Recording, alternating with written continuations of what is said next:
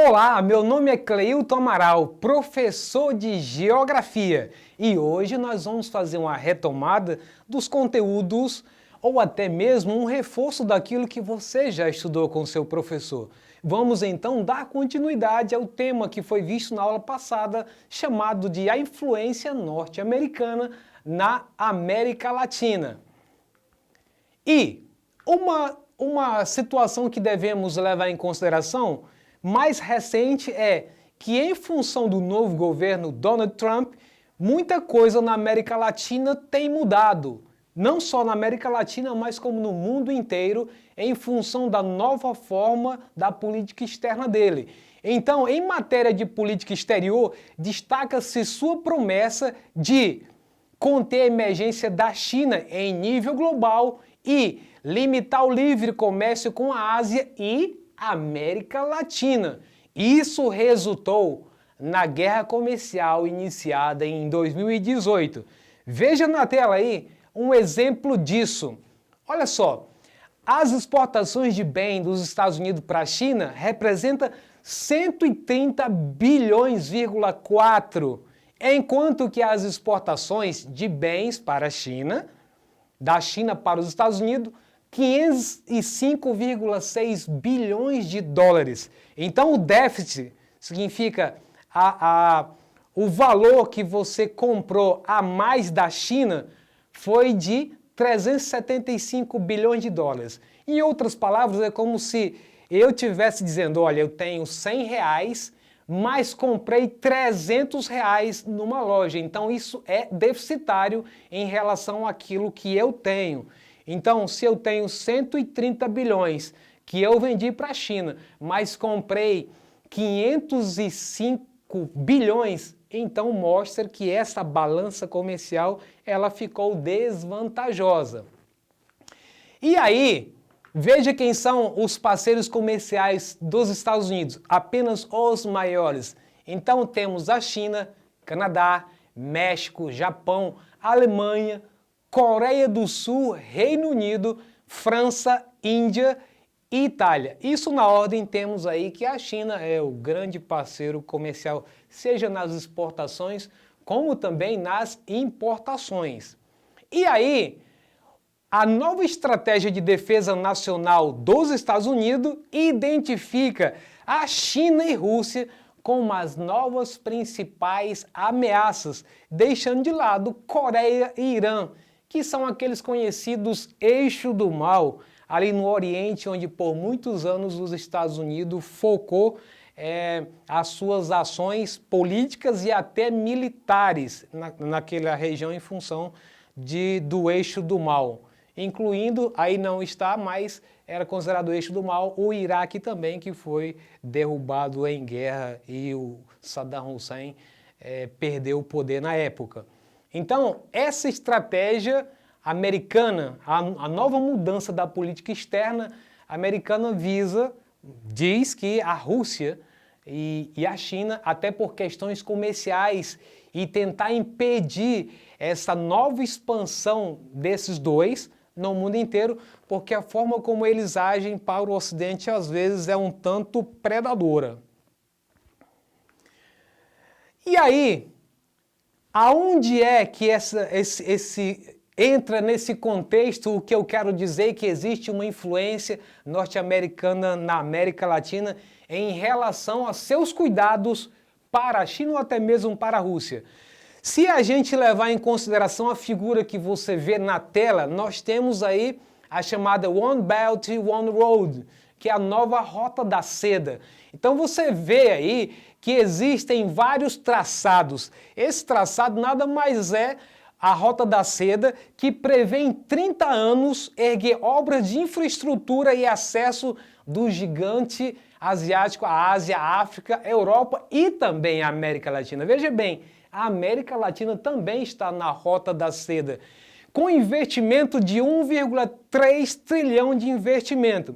Então você vê aí uma seta vermelha indicando alguns pontos estratégicos que fazem parte da Rota da Seda, seja na parte aí do Oceano Pacífico, onde tem os acessos para exportação e a chegada de produtos chineses, ou seja, pelos portos do Brasil, onde também contribui nesse processo. E em que isso incomoda os Estados Unidos? É porque aonde é levado esses investimentos, seja por meio de empréstimo, ou seja, até mesmo por concessão de rodovias, ferrovias, hidrovias, torna esses países dependentes da política chinesa.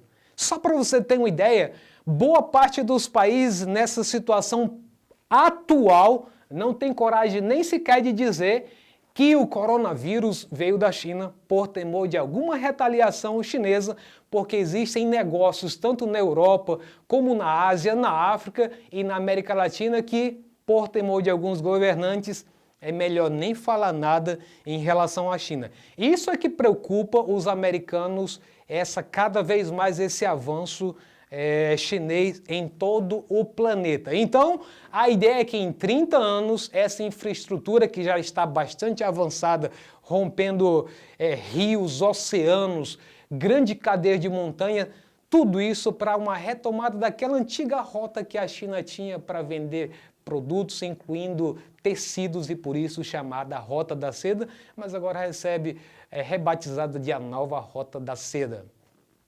Um caso preocupante também é a possível militarização da América Latina pelos chineses, ou até mesmo a participação com suporte logístico em alguns locais dentro da América do Sul, para poder dar suporte para governos que são tidos como inimigo pela economia americana. Então veja, os Estados Unidos consideram que a China está militarizando o espaço, que até então existem convenções internacionais que não permitem militarizar o espaço. Mas, segundo investigações do Pentágono, tudo indica que tanto a China como a Rússia, em parceria, estão militarizando o espaço. E dizem que a estação que está na Patagônia, na Argentina, serve a esse propósito chinês. Só para você ter uma ideia, esse radar, ele está numa região da Argentina que nenhum argentino tem acesso. Todos os funcionários que estão nessa estação, eles são chineses.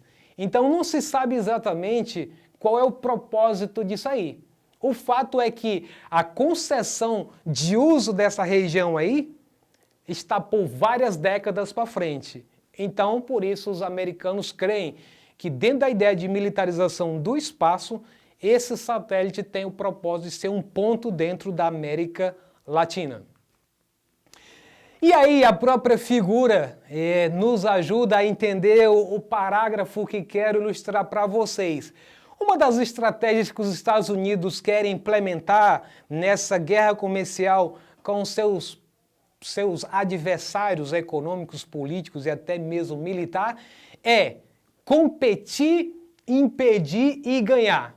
Olha só, nós estamos vendo aí o governante americano tentando impedir a competição que é acirrada com o dragão chinês, na tentativa de impedir que ele consiga vencer essa guerra comercial, que segundo os americanos é uma desvantagem enorme, como vimos anteriormente, na qual é deficitária para os americanos. E não só isso, existe também uma denúncia de que existe roubo intelectual. Sabes que todas as empresas que vão para a China, elas precisam abrir mão da sua tecnologia, de como é que aquele produto é fabricado. Então isso faz com que a China possa produzir telefones, televisores, qualquer um produto semelhante ao país de origem, porque primeiramente ela captura a tecnologia para poder estar presente no seu mercado gigantesco. E aí ganhar, não basta lutar, mas precisa vencer essa guerra. Em função disso, nós vimos em 2018 e 2019 várias tarifas que foram impostas a produtos chineses. Quando eu falo de tarifa, significa dizer o seguinte: se um produto custava $10, com um imposto de 10%, ele passa a se tornar $110. Isso influencia totalmente no preço que tem em cada produto. Então aquelas lojinhas que você compra bugiganga, você viu que quantas vezes elas foram trocando o nome, né? Era o R$1,99, depois R$2,99, R$3,99 e depois abriu a partir de...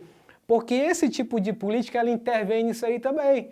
Porque tarifas maiores faz com que os produtos se tornem mais caros. Então, o que eles vão dizer com essa estratégia? Se os Estados Unidos não implementarem isso, de competir, impedir e ganhar, futuramente é possível que o próprio modo de vida americano venha a ser comprometido. E aí, as exportações dos Estados Unidos relacionadas ao comércio digital estão aumentando. E aí, no final desse parágrafo aí, você vai perceber que esses produtos tecnológicos está incluída a disputa da tecnologia 5G, que os Estados Unidos se recusa a permitir que o 5G, tanto na Europa, como no seu próprio território, como em outras economias democráticas, possam adotar essa tecnologia 5G.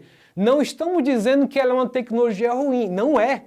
Ela é a tecnologia das coisas, seja a tecnologia da TV, tecnologia da geladeira, do seu micro-ondas, tudo, da lâmpada, tudo vai ter inteligência artificial. O que preocupa é exatamente até que ponto isso não intervém na espionagem da soberania de cada país. Esse é o argumento americano. E aí temos um outro exemplo. Estados Unidos enviam navios de guerra ao Caribe para combater narcotráfico.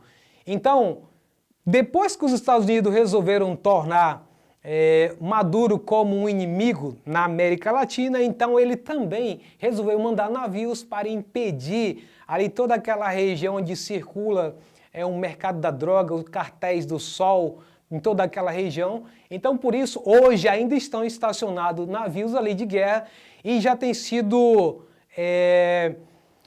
tomado vários navios que têm passado naquele território transportando droga. Então, isso é uma forma de interferência. E aí, essa condição dessa divergência entre Estados Unidos e China nessa região poderá, cedo ou mais tarde, criar uma colisão entre os interesses da hegemonia militar estadunidense, como também da nova hegemonia comercial chinesa na região. Nós temos visto que a cada dia isso está se acirrando mais e mais. Ontem mesmo já saiu nos jornais a expulsão de um diplomata chinês nos Estados Unidos que foi considerado como espião. E a própria 5G está sendo rejeitada na Europa, como também nos Estados Unidos, e há, inclusive, a intenção que o Brasil receba investimento de infraestrutura para rejeitar essa tecnologia chinesa, mas que seja uma tecnologia europeia. Com isso, a gente entra na parte do exercitando. E aí eu peço que você que está me assistindo, preste bem atenção. Eu tenho visto que muitos de vocês têm acertado, algumas pessoas têm falado que é um exercício até fácil de responder. Então fica o desafio, você, pai, mãe, irmão, ajude o aluno a responder, tá certo? Se quiser fazer uma disputa, também tá valendo. Vamos para a primeira então? Na geopolítica dos gigantes asiáticos na América Latina, podemos deduzir que muitos setores estratégicos da nova ordem mundial estão em jogo. Dentre eles podemos destacar, letra A, controle de times importantes de futebol, que garanta a divulgação de empresas chinesas nos uniformes. Letra B, aquisição de empresas de telecomunicações e implantação de tecnologia de telefonia móvel 5G da gigante do setor Huawei. Letra C, aquisição de lojas de R$ 1,99 nesses países para favorecer a venda de produtos chineses. E letra D, todas as alternativas estão corretas. Vamos lá então para a resposta? Então quem respondeu a letra B tá certo! Parabéns para você que ficou bem atento. Então é aquisição de empresas de telecomunicações, como havia citado anteriormente, a 5G, que pertencente à gigante Huawei. Beleza, então, vamos para a segunda? Fique bem atento para tentar fechar o gabarito, ok? Vamos para a segunda. Com a chegada do governo Trump e a preocupação geopolítica de impedir a influência econômica e política na América Latina da Rússia e China, querem a todo custo implementar uma estratégia de enfrentamento para evitar um possível declínio na prosperidade e no modo de vida americano. Estamos nos referindo aos fundamentos ou estratégia. Letra A, veja qual é que se encaixa aí. Competir, facilitar a concorrência e ganhar. Letra B, impedir concorrência livre e crédito para os novos investidores asiáticos na região. Letra C, competir, impedir e ganhar. Letra D, todas as alternativas estão corretas. Vamos lá então? Prestou atenção, deu uma lida de novo, analisou, às vezes fica um pouco confuso. Vamos lá para a questão então? A resposta é letra C! Parabéns se você então optou pela letra C, que é aquela ilustração que eu mostrei do dragão, o presidente Trump montado no dragão chinês. Então é competir, impedir e ganhar. Isso nos referindo principalmente a essa guerra comercial entre as duas grandes potências. Então, com isso, a gente finaliza o nosso Exercitando.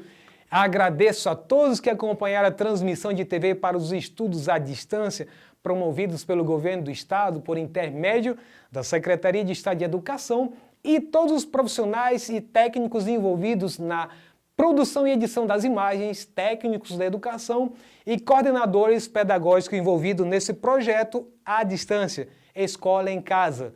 Os professores, se quiserem retomar essa aula, inclusive com acesso à sequência didática, acessem a plataforma da Eduque. Um abraço a todos e até a próxima!